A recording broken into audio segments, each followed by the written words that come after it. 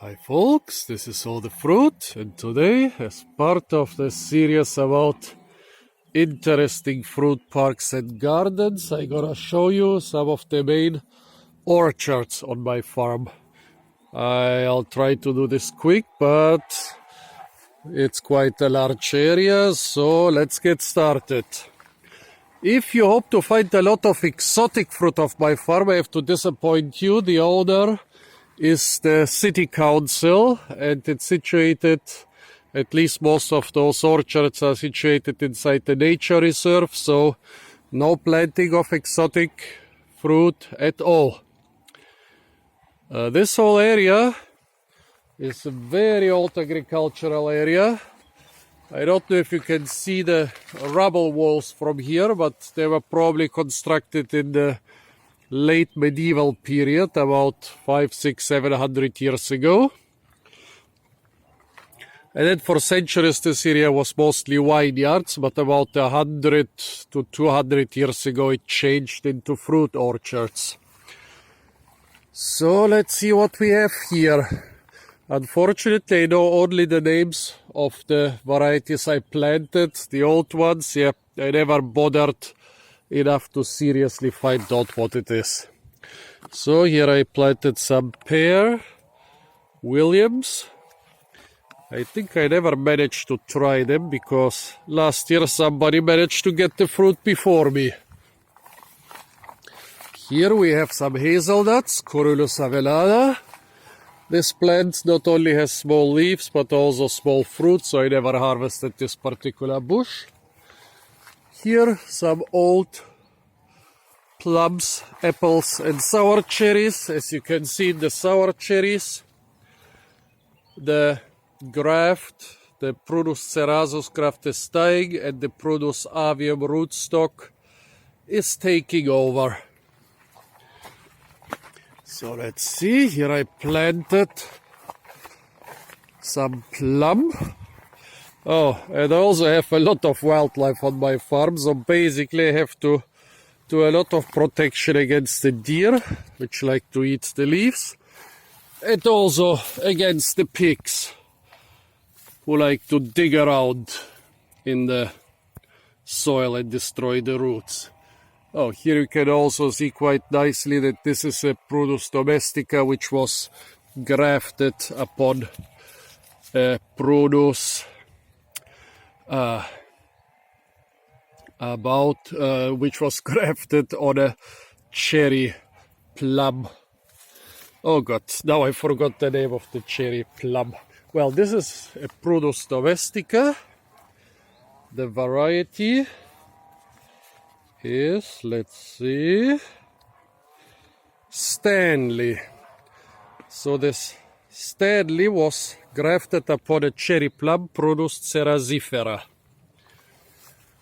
Here I planted some apricots. They are doing quite well, despite people telling me that the climate so far up the mountain is not good. This is the variety Harcourt. I planted a lot of peaches because I like peaches and because I got a lot of trees. Well, this is the variety Cardinal. However, out of 6 or 7 peach trees I planted, this is the only one that survived and it's not doing well. All the other ones died because of this funny disease which makes the leaves shrivel up. Here another Stanley plum. This time I cannot even see any shoots from the rootstock. Here on my neighbor's plot, some walnuts next to some hazelnuts. So the walnut is Juglans regia and the hazelnut is Corylus avellana. Here I have 2 sour cherry trees. Oh yeah, and the deer already tried to get at this one. Okay, well, 2 sour cherry trees. They are both supposed to be Morellenfeuer, but The fruit are so different that I guess at least one of them is something different. This is one of my peaches that didn't make it because I'm not using pesticides, so I can basically forget growing peaches here. I just was too lazy to remove all the deer protection. This is some apple tree with really huge apples, but this year it's got so many, they're definitely not gonna get huge. And because I don't rely on the apples, I don't go and remove some of the fruit. Well, if you remove like half of the fruit, you'll get fruit twice the size, but I'm too lazy to do this. And also I don't know how long this tree will survive because it's already leaning on this cottage. Well, maybe I'll have to start removing those branches before it damages the cottage. Those used to be private plots and the city bought them to make, well, basically to improve the management of the nature reserve. Actually, this plot is even outside the nature reserve. Well, most grapes in Germany, you really have to take care of them and spray them. If you don't, what you end up with is the rootstock. So those grapes will not grow bigger than this. This is some rootstock which seems to be close to some of the European or Asian grape species. Maybe this is some rootstock related to Vitis vinifera, to Vitis sylvestris or some other Mediterranean grape species. I don't even harvest them most of the years because they are small and not very tasty. Here some nice ivy growing like a tree, but not producing edible fruits for humans, but it's good for the birds because it produces fruit in autumn which stay on the plant till winter. Well, this was basically a cherry plantation, but most of the cherries are not doing so well. Here we are on loess. Loess is basically a very good soil for agriculture, but in dry years you get trouble if you try to cultivate loess. By the way, loess is probably feeding a couple billion of the world's population, but the name loess comes from Heidelberg. Not far from here, some geologist first collected this stuff and asked the local people about the name, and they told him it's Lech. And so all the world is calling this yellowish, brownish, grayish, cream colored, fine sediment loess. And most of the food production of China, of the Ukraine, of the United States, of all the important fruit, of all the important food exporters, especially grain exporters, is mostly on loess with the Heidelberg name. Well, here we have the cherries. Here again you can see the sour cherry almost dying, one last branch surviving, and one huge branch of the rootstock taking over. When I cut out the trees, I leave the trunks for the birds of prey. They like to sit on them and prey upon the mice and other stuff.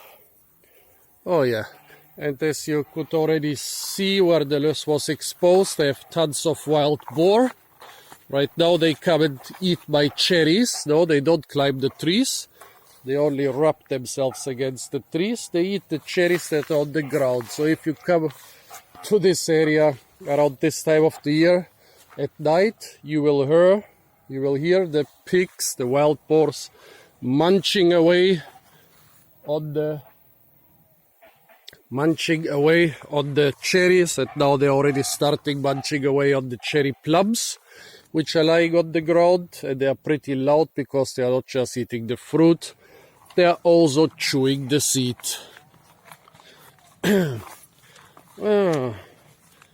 And then they are rubbing themselves against the trees, as you can see everywhere here.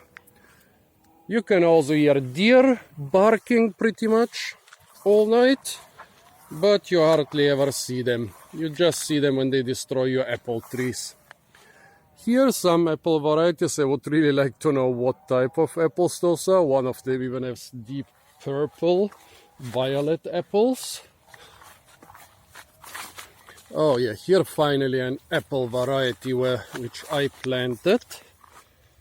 So I should be able to tell you what variety it is, but for some reason I lost the label. So despite this being the only apple tree on the whole farm planted by myself and having only one apple, I don't even know what I planted here. Yeah, I didn't plant more apple trees because, as you can see, I have more than enough apple trees here. In good years they are producing like, yeah, between half a ton and 1 ton of apples. Here there is some other feral grape rootstock. This time it's some American species. The German authorities don't like those Americana raven because a lot of American diseases can survive on them. Nobody sprays them. They grow somewhere in the bushes. Those American grape diseases like phylloxera and other stuff, they survive on those plants. They don't kill them, and then they go to the commercial grape orchards. Fortunately, around here we don't have commercial grape orchards. What we have on this slope is lots of nice rubble walls. This is the nature reserve, and as you can probably guess, so much rubble, that means this is not loose soil, this is a very rocky place, and that's why it's called Steinberg, literally stone mountain. And here the sign, Naturdenkmal, that means natural monument. In Germany, a natural monument is not a gigantic park like in the United States, but it's usually some monument-like structure, like a big rock or a big tree, or a place too small to be a different nature reserve. Oh god, this year we gotta have tons of blackberries. Look at that. This is the invasive Armenian blackberry, taking over everything in warmer areas of Germany, but producing tons and tons and tons of fruit. Well, as you can see, this hot south-facing slope is very colorful. I already cut the grass once, but I left a lot of the flowers so that honeybees and butterflies and other insects have something to feed on. Yeah, it's still quite early in the morning and the night was pretty cold, so I see very few bees and butterflies, but in a couple hours this will be filled with them. Yeah, the most favorite flower here on my farm is the Origanum vulgare. Here in this sheltered place we already have a lot of bumblebees and honeybees. Here we have a cherry plum. Nobody is planting cherry plums because, not because they are not good fruits, they're actually pretty good tree, but they grow without care everywhere. So this was not planted. This is again the rootstock taking over some domestic plum, Prunus domestica. The old stem of the Prunus domestica was here a couple years ago, and I removed it. Now there is just the rootstock left.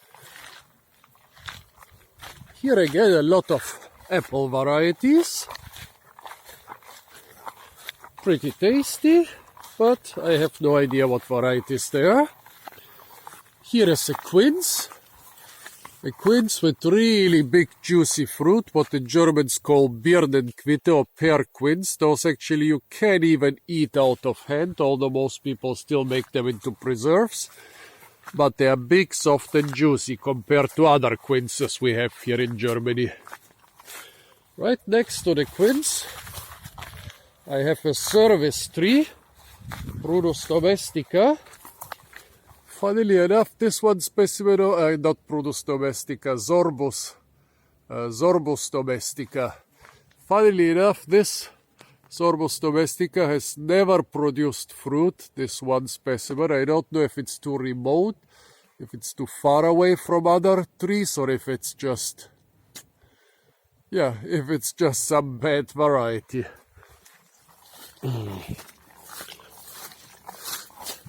So, let's go back a little bit. Unfortunately, such videos where you show a lot of different trees, they always get out of hand, they always get pretty long because, well, you have to show a lot of trees and you have to walk quite some distance. Here one of my pear trees died, but it got replaced with this nice ivy arrangement, which I did not plant, it just grew on the tree. So it almost looks like the tree is still alive. This is the other group of quince varieties. They were still quite small, about that size. They are very hard to cut. Basically you need a hatchet to cut them into pieces. You cannot eat them, and even if you make jam or other things out of them, the yield will not be very high, but the flavor and the pectin content are so high that they are being used to congel and flavor other types of jam. Yeah, they don't provide so much mass, but they provide flavor and they make the jam more firm. And this quince, as you can see, was grafted upon a hawthorn. So most of my apples here, they will look ripe in September, but they will be only really nice and ripe and sweet and juicy by the end of October or by the start of November. But there is one exception. The summer apples. Oh God, those are loaded. If I want some summer apples, I'll really have to remove some of the fruit. Well, the summer apples, this is the variety Weißer Klarapfel, quite a popular variety in Germany. They ripen, as the name says, in summer. The first ones are still not so great, but good enough. How shall I describe the taste? Mild. It's not very sweet, it's not very sour, but with a strong apple flavor, and it ripens in July as opposed to November.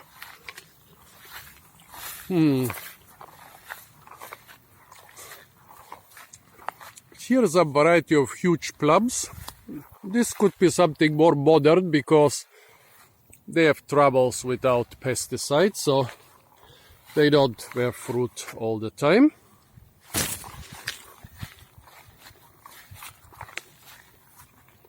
A lot more Americana Reben and cherry plum rootstock that took over the trees. A lot more apples over there and over there. Oh yeah, now the butterflies and the bees start coming out.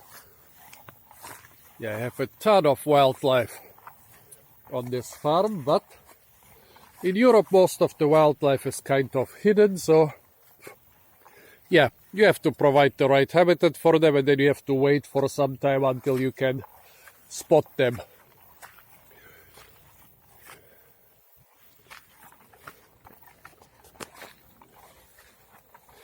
So here I have another walnut, which is not doing very well. We had a couple pretty dry years, so a lot of trees are struggling and suffering.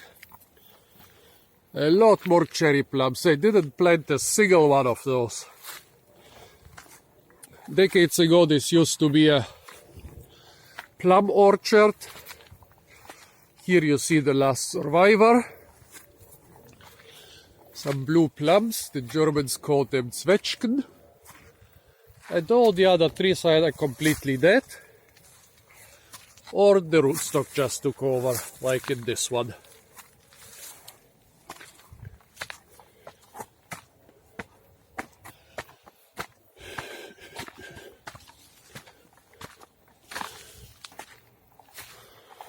So, as you can see, those plums, they also have too many fruit this year. Yeah, and especially the cherry plums. Those were my best Americana, Raymond. The tastiest on the whole mountain, but I think the plants didn't like the drought last year, so it's dying. By the way, all those American grapes I showed you until now, and also the European ones, they have blue fruit. Here we have some American grape with whitish greenish fruit. Usually it was loaded. This year just one grape. Usually it had like about 100. Here's some old regional variety, the last one that survived from a small vineyard. Don't even know what this is, but this is definitely something based on Vitis vinifera, not on the American varieties. If you wonder why I have so many huge oak trees here, well, they are quite beautiful and they also provide a great habitat for a lot of rare species. I keep them specifically for the stag beetles, of which I have tons on my farm, and they are protected in Germany. Also growing a couple herbs and spices for myself. Here I have some fig trees. Most of them already so far into the shade of the oaks that they don't even bear fruit. This is the only one with fruit. Funny thing, before the last owner sold the place, they cut down the figs. So for the first couple years I had no figs. Then I only had the tiny autumn figs, which were still very good. And now it's the second year where I'm probably gonna have some late summer figs too.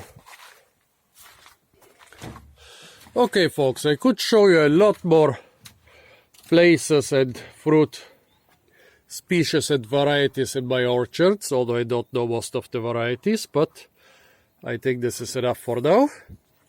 Stay tuned for more fruit videos from the parks, gardens and orchards of Germany. And don't forget to like, share, comment and subscribe.